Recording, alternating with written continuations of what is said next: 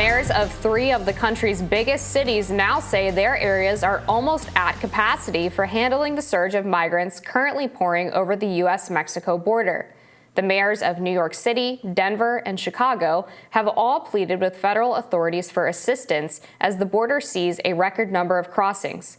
Just yesterday, Mexico and the Biden administration formally agreed to work together to keep the border open for asylum seekers while curbing illegal migration.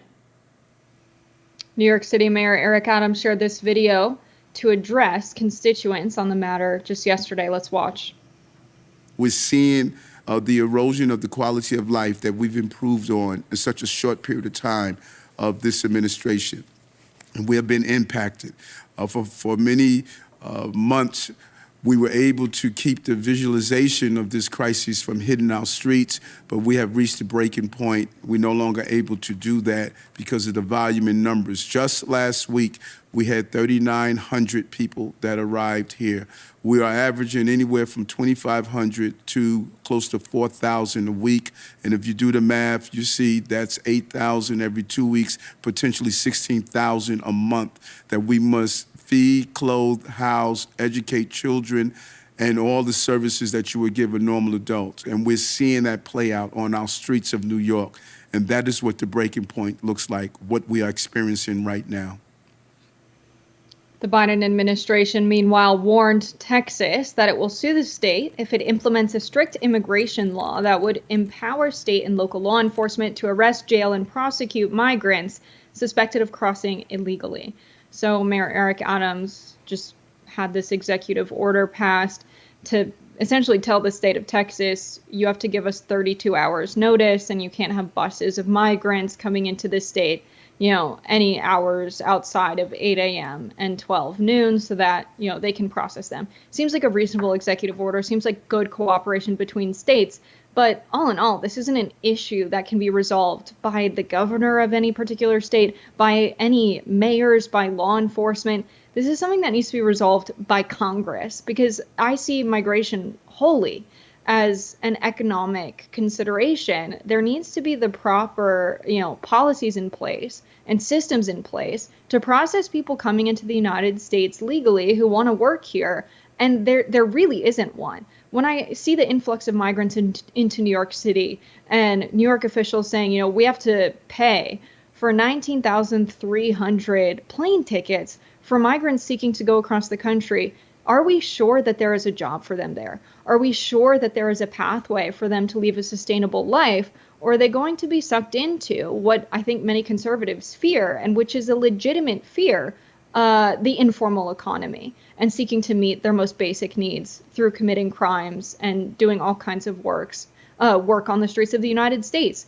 We can have full employment in the United States. This is a failure of Federal Reserve policy. It's a failure of the administration and of Congress. We have things that need to get done. We have a shortage of childcare. We have a shortage of elder care. We have shortages in the healthcare industry. We have a need to rebuild our infrastructure. There is work for many people to do in the United States, and there are unnecessary restrictions, not freeing capital to go towards those things. All the while, the banks, which are responsible for allocating, new dollars to be spent into the economy, to invest into businesses, whether existing or people are starting new ones, instead of using capital in that way, in a way that grows the economy in the same way putting immigrant labor to work would, instead what those banks are doing is taking advantage of the Bank Term Funding Program. They are borrowing money from the Federal Reserve at a 4.88% interest rate, and then depositing that money into accounts at the Federal Reserve at a 5.4% interest rate. The Federal Reserve is currently paying banks to take money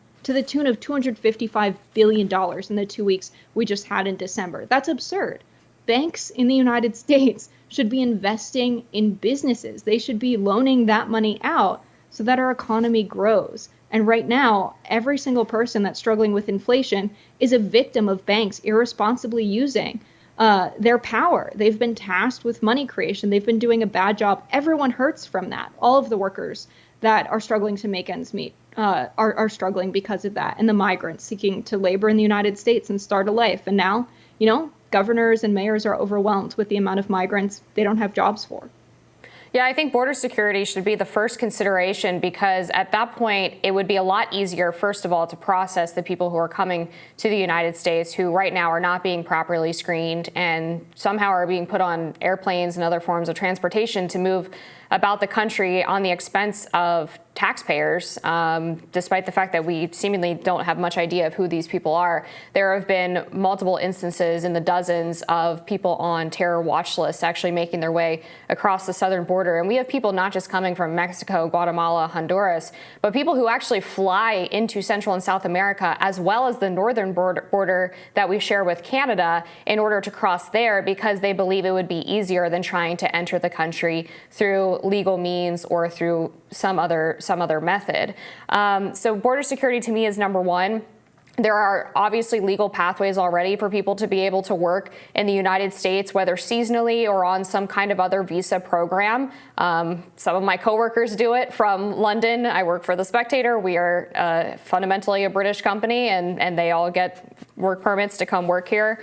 But trying to give people after the fact work permits after they've immigrated illegally only serves to further incentivize that behavior, as opposed to encouraging people to go through the legal process. I think there's an argument to be made, perhaps, that the legal process can be challenging sometimes and take too long. That's legitimate criticism. That is something that obviously would have to go through Congress as well.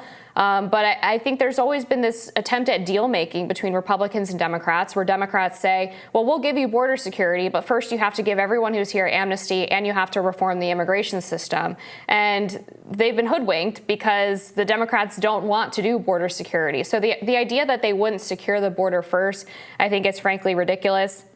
And if you start giving work permits to tens of thousands of migrants, really we've had millions come in over the past few years, what you're doing for the American worker is you're artificially deflating wages, because these individuals tend to be more economically desperate, so they are willing to work for lower wages and for poorer working conditions, even if they are a part of the legal economy. So we also have to consider the ramifications of importing that many laborers into our economy would have on the American working and middle class.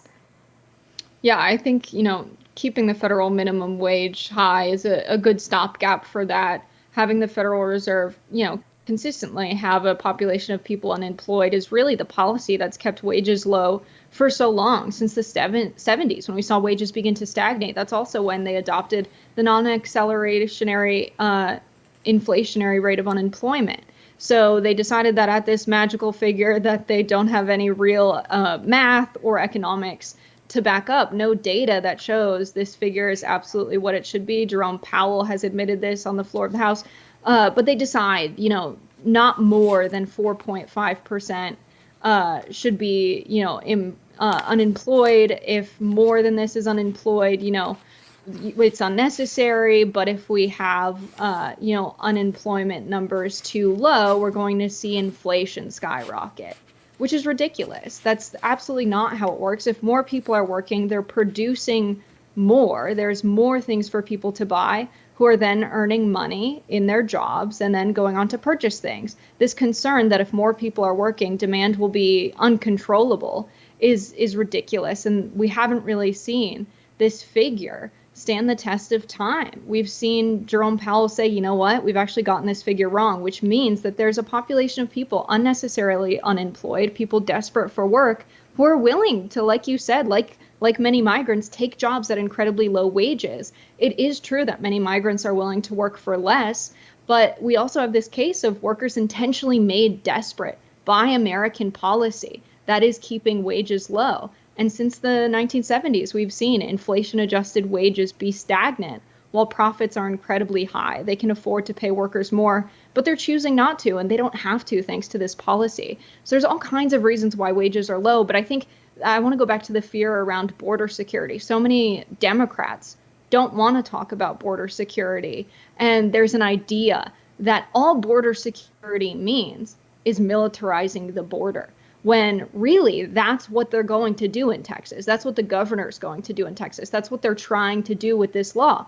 The alternative to having the folks in Texas do that is to actually invest public dollars. They control the budget into having processing centers for migrants coming to the United States. That would make the process much faster. That would prevent border security or border patrol from putting people into facilities where they wait for a long period of time. But Democrats don't want to acknowledge that the solution is actually to invest more in the border, because they have this unconceived notion that for some reason that means increased militarization. No, we need the legal process to be one that can be done quickly, which means we need more buildings created there and we need more personnel allocated to the border.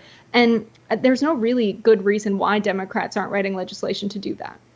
I think they would be reticent to do that because if you process people more quickly, you also lead to more rapid deportation or removals, expedited removal, because a lot of these people who are coming are not eligible for the asylum that they're claiming.